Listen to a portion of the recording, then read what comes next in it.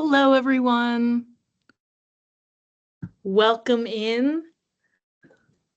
Seems like we've got a decent amount of folks, so we'll just get started. My name is, we're going to go to the next slide, Maddie Carroll. I'm the Associate Director of Admission for the School of Music, Theater, and Dance at Ithaca College, which for those who don't know, it is a small liberal arts college in central New York, right on Cayuga Lake, which is the longest of the Finger Lakes.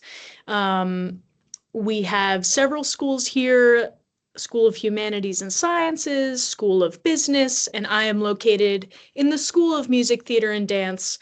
I have a primary focus in music, but am well versed in the world of theater and dance as well.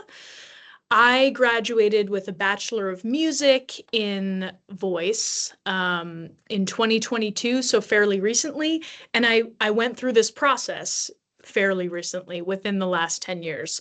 So not only am I working in the field now, but I went through what some of you might be going through very soon, if not what you're going through right now. I'm also originally from Hanover, Massachusetts, which is a small town on the South Shore of Massachusetts, about 30 minutes south of Boston. So I'm a big Celtics fan. I am a cat lover, as you can see by my two wonderful cats in that picture, and I am a board game enthusiast. I love board games. So I'm going to be talking a little bit about what it's like to apply to performing arts programs, finding the right fit, and what it all means. And hopefully there'll be ample time for a Q&A at the end, so please feel free to ask all the questions. I'm here as a resource for you. The first tip I want to outline is that spreadsheets are your friend. I don't know about any of you, but when I was in high school, I just wasn't I didn't gravitate towards spreadsheets. I wasn't the most organized kid. And if I could go back, I would absolutely create a spreadsheet for all the colleges I was looking to apply to. This helps you keep track of requirements, deadlines, auditions. So get familiar, even if it's just a basic spreadsheet on Google Sheets or Excel. Everyone gets a spreadsheet. It will be your most helpful tool throughout this process.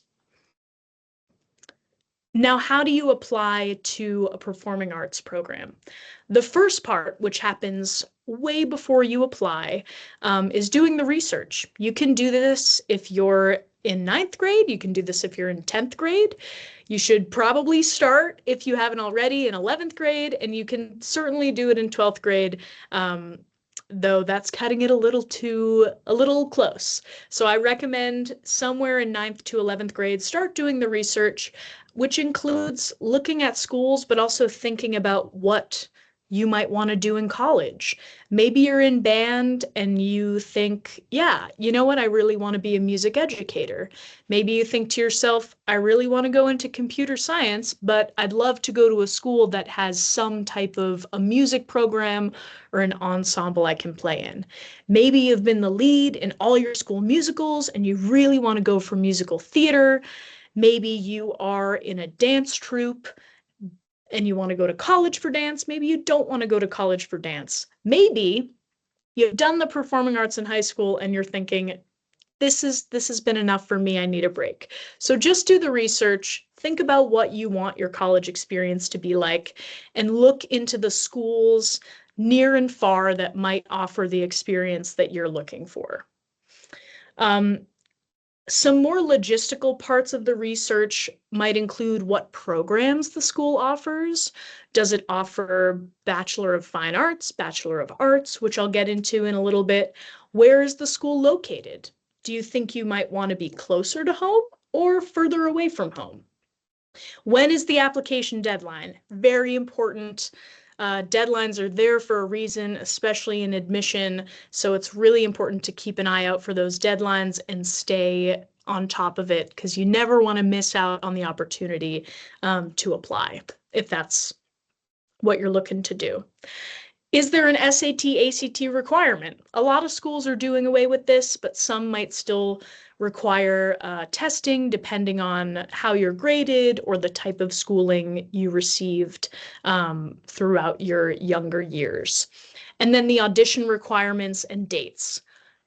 This last point is important because it's helpful to figure out where you can double up, both on audition requirements and on the audition dates. So for example, if one school is asking for, let's say you're applying for musical theater, and one school is asking for 16 bars of an up-tempo song and 32 bars of a ballad.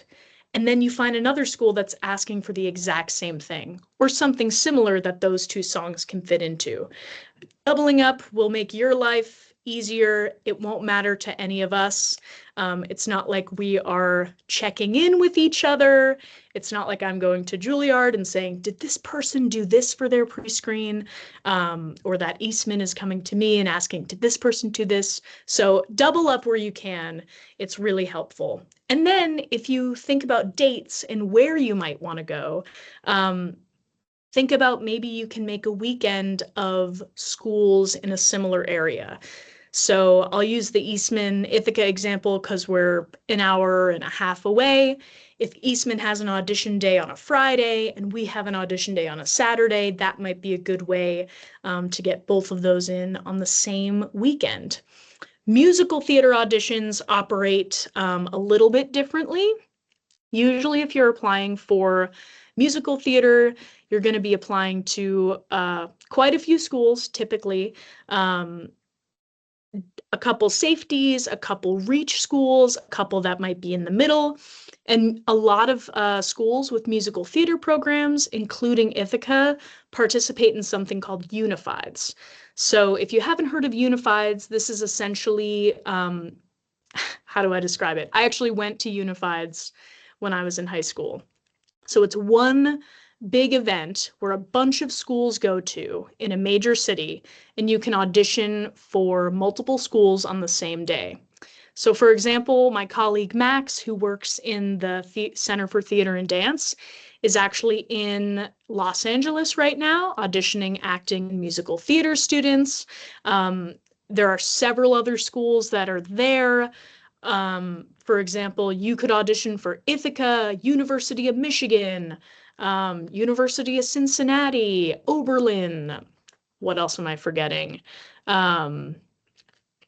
Shenandoah, whatever schools are at Unifieds, if you're applying to them, you can audition for them on the same day. That way you don't need to spend your time, your resources, your energy traveling all over the country to audition at all these different schools. You could audition in one location, and because musical theater and acting are very competitive programs typically, then you can spend your time, resources, and energy on the decision part once you find out where you got in. And once again, spreadsheets are very helpful for all of this information and keeping track of it. The second part is connecting with the schools. I highly recommend checking out the online faculty directory. I'm going to be honest, I've mentioned what I was like in high school. This is not something I did. I do think it's a little bit different for music students versus theater and dance students. Music students are typically taking sample lessons on their instrument, so the faculty directory is a great way to connect with the studio professor you're going to be working with. But it can also be helpful as a theater and dance student to just look at what faculty they have, email them, ask for a Zoom meeting if they're available to talk about the program, get to know the school. The faculty at every school I've been to are really there to help you in this process. They went through it too, however long ago. So they know how stressful it can be and also how exciting it can be and how important it is to make the most informed decision. So check out the online faculty directory. You can also reach out to the admission team. Sometimes that's a more direct way to get in contact with folks. If you've reached out to a faculty member, It could have maybe gone to their spam, in which case you say, admission team, help me get in contact with this faculty, and we're happy to do that. Visit and take lessons if you're able to. Campus visits are absolutely wonderful. They give you a great sense of the school, the community, especially if you can come during the school year when students are here. We do visits in the Center for Music on Tuesdays and Thursdays at noon. So that's really right in the heat of things. Rehearsals are happening. When you tour the building, you're seeing people setting up for recording sessions. You're seeing people setting up for ensembles, things like that. If you cannot visit in person, almost every school I can imagine has virtual options, whether or not that's a pre-recorded virtual tour or a virtual info session, sort of like the one that I'm giving now, but specific to their school. That's a great way to connect with the schools that you're interested in. And listening to recordings online. So not that I'm only here to talk about Ithaca, it's just the one that I'm most familiar with. We have a live stream archive of all our performances dating back to 2011. So you can go on and listen to an orchestra concert from the fall semester. Lots of other schools have archives like this. And if you can't figure out where they might be on the website, social media is a great way to see what the schools are offering. You might find musical theater workshops, you might find dance concerts, you might find ensemble concerts. So check out the live stream capabilities of the school and social media and see what you can find going on there. Tip number 2, relating to the connecting with the schools, is don't be afraid to contact faculty and ask questions. I do feel like the students I interact with now are more fearless than I was growing up, so this might be maybe a little bit of a dated tip, but faculty are humans. They are, of course, incredible at what they do, and sometimes it can be intimidating to talk to someone you might look up to or really want to be in their studio, but they are always happy to answer questions.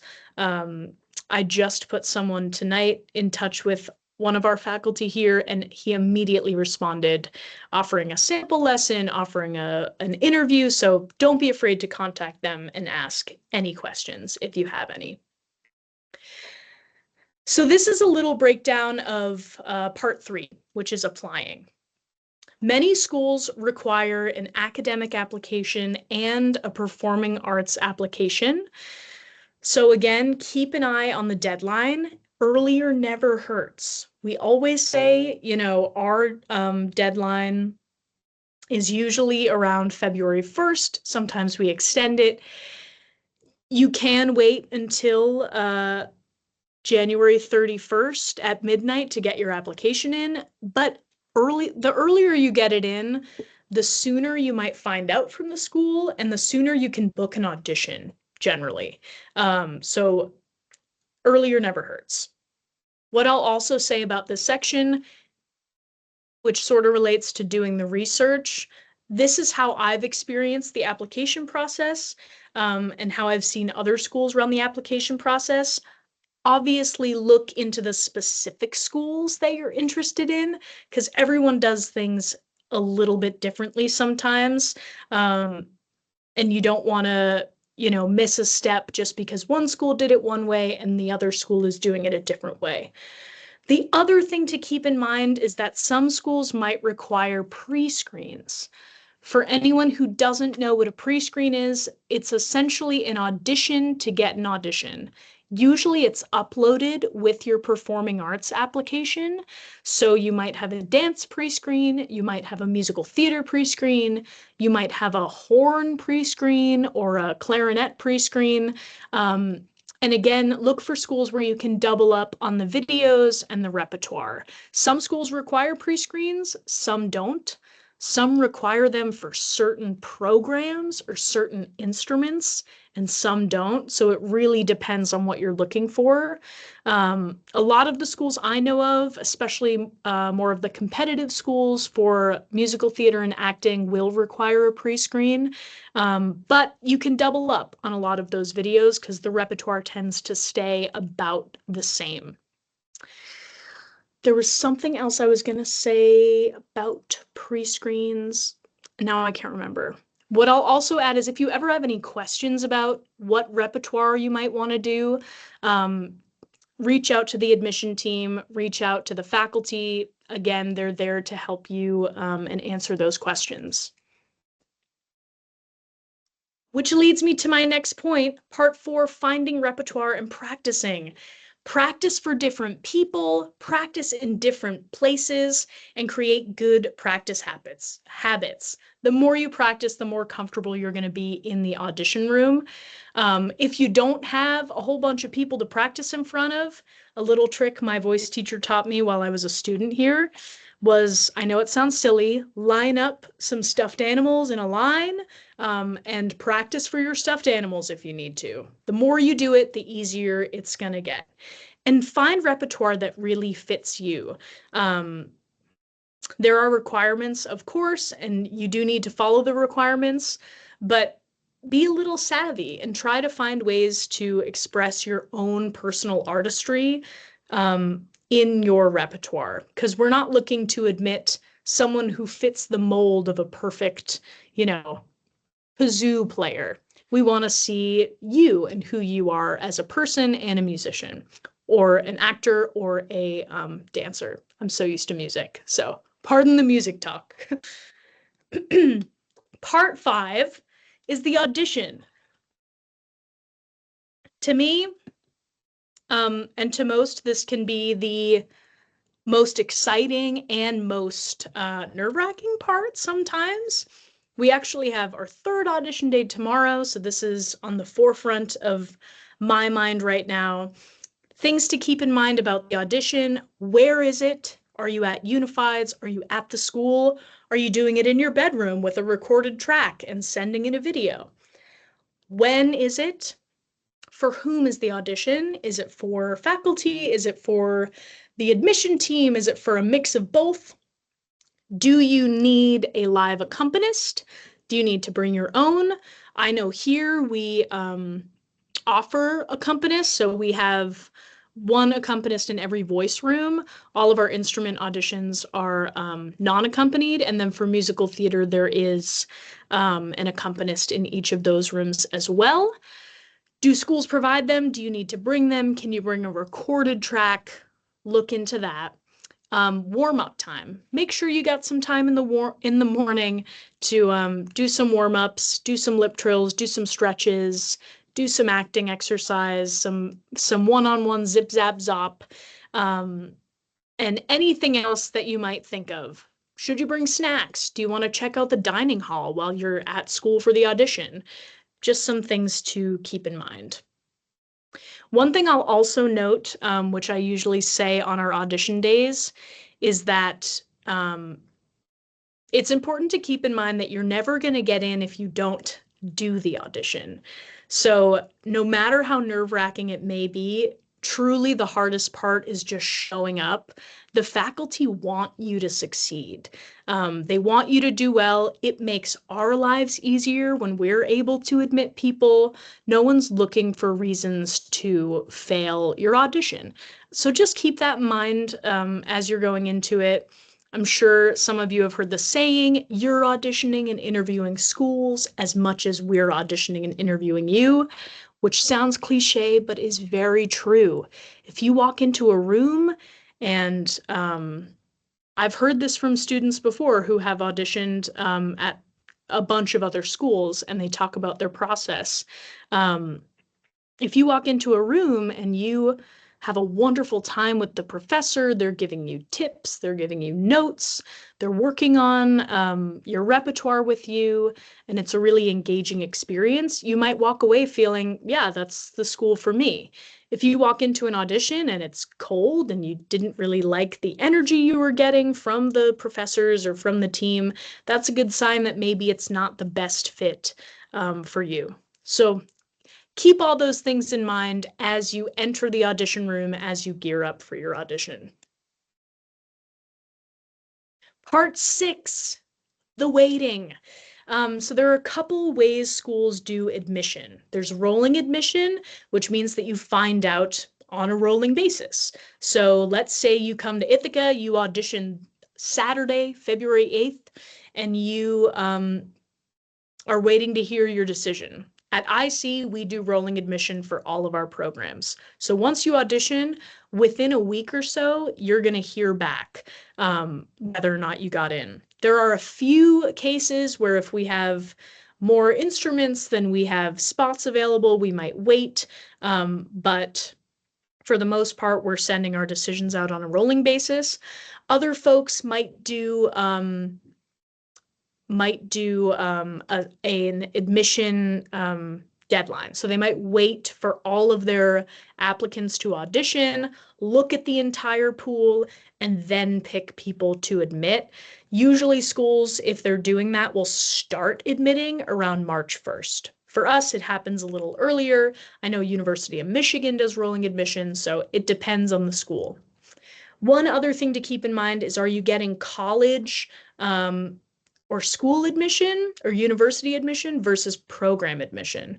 Again, at Ithaca, our decisions are released at the same time. So you're going to find out if you get into the School of Music, Theater, and Dance at the same time you find out if you get into Ithaca College. It's one letter. Other schools, you might find out from the academic part first, and then the more specific program second. And then part 7, the decision, the most fun part, in my opinion. The fun part. Again, this is where visits virtually or in person are helpful. Some schools have programs where you can shadow students for a day. We have one like that at IC called Dean's Host. And many schools have a May 1st decision deadline. Sometimes those are earlier, and sometimes they may get extended, like they did last year with all of the FAFSA fun stuff that happened. Find your fit. Are you looking for a big university in a big city? Drake is not. If you're looking for a small liberal arts college in rural New York, that's what Drake's looking for. And that could be what you're looking for too. Or maybe you want the big city, or maybe you want to mix of both. So focus on finding what fits you and what fits the experience you envision for yourself.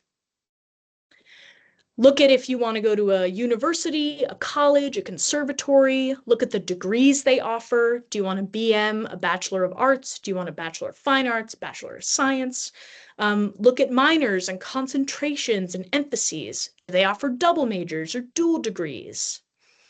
The location.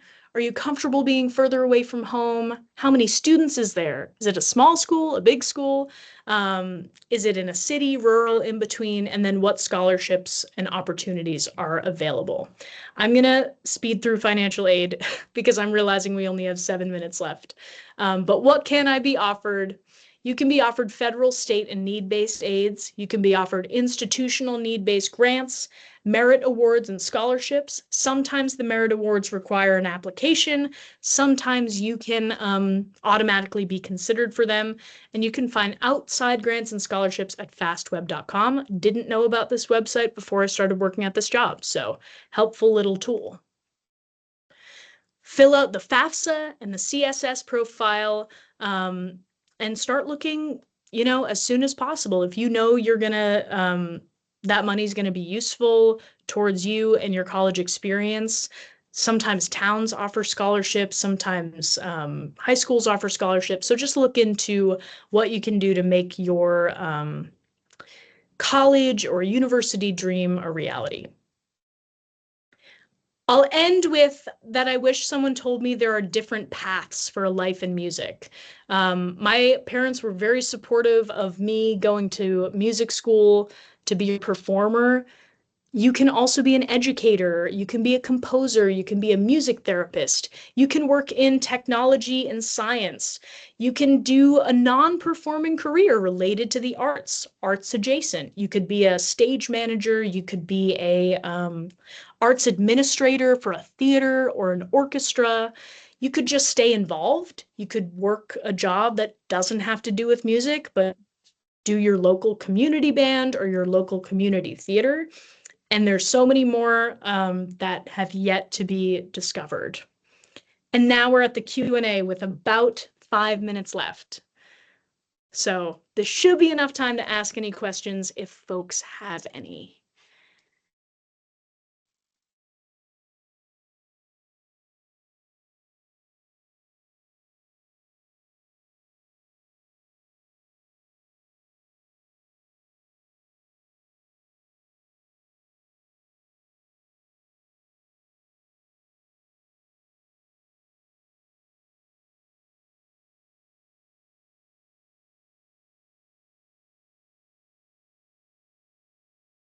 Amy, do I need to click the Q&A button or? I'm checking it. I don't see Okay. anything in there yet. Yeah, but Okay, maybe double check because there was some text in the other session that only one person could see. So, are you able to see yes, if you? I can see it, so I don't see Okay. it. Okay. Okay. Well, thank you, Maddie. This was great. This is a great Sure overview. thing. We appreciate it. Yeah, I'm happy to stick around just if people are like typing for the next 4 minutes just to Yeah, see if anything comes up. So it's fine. –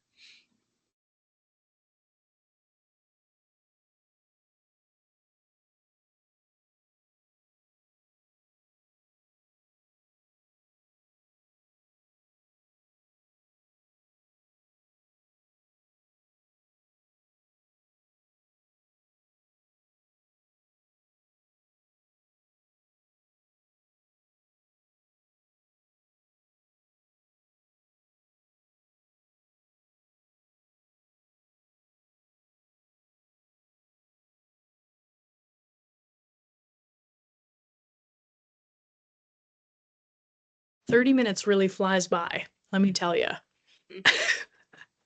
There's a good wealth of information. Yeah. Yeah. And there's probably so much more you could talk about, right? Yeah, absolutely.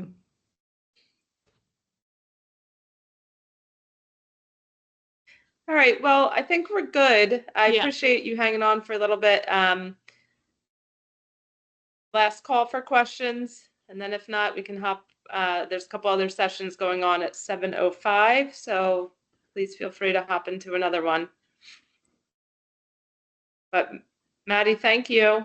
Thank you. Yeah, have a good rest of your night. You too.